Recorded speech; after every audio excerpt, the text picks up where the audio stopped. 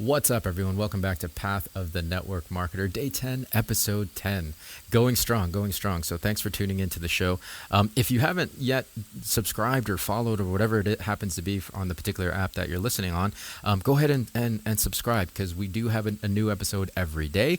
And right now, currently, we're doing a series discussing why, after all these years, after 16 plus years in the network marketing profession, why am I just now finally teaching myself and learning how to leverage the internet, how to leverage social media marketing and online marketing to expand and grow my business.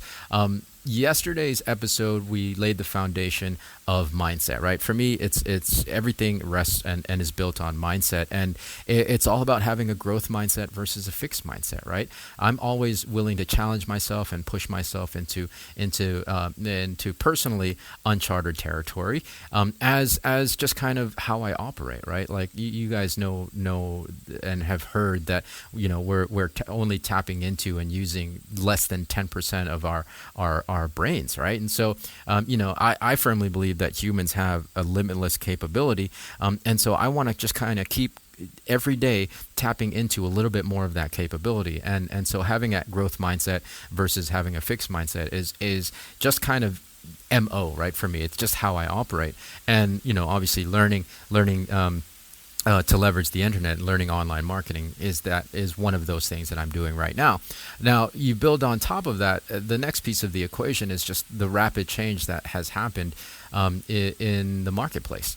Right, in the marketplace. Obviously, we were with technology and with how business was being done. It was already on a trajectory of change, and that's actually a constant.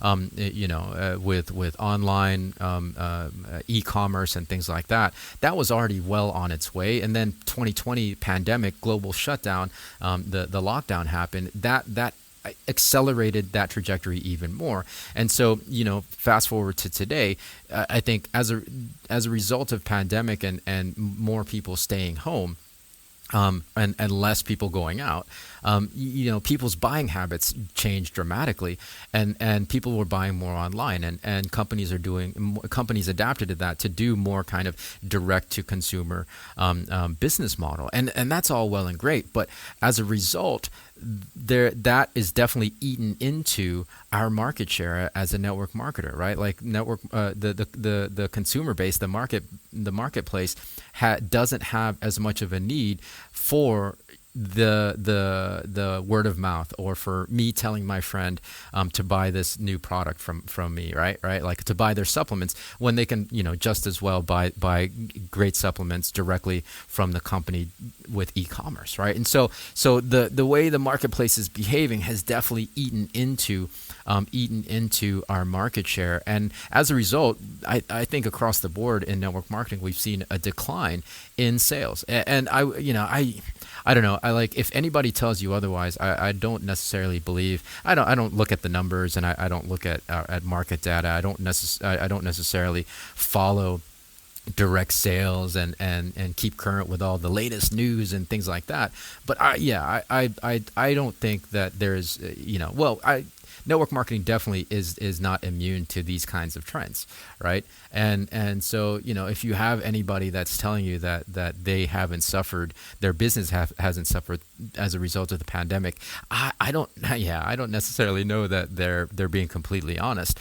Full transparency, I definitely saw a decline in my business. Of course, immediately at lockdown, my business started to decline because it was a massive pandemic, and it just like this trauma that people experienced all at once. The shock of it all really, of course, is going to have an immediate effect on business. If the people that aren't making any money and the brand new people in the organization, the last thing on their mind is going to be their network marketing business, and so if they start to kind of tune out and unplug, of course, that has a trickle effect all the way up, right? And so the immediate effect of the pandemic was a decline in the number, and it has since gradually declined because, again, the behavior of the marketplace has changed dramatically and has adapted to a direct-to-consumer kind of model, right? And of course, you factor into that influencers and things like that. There has become less and less of a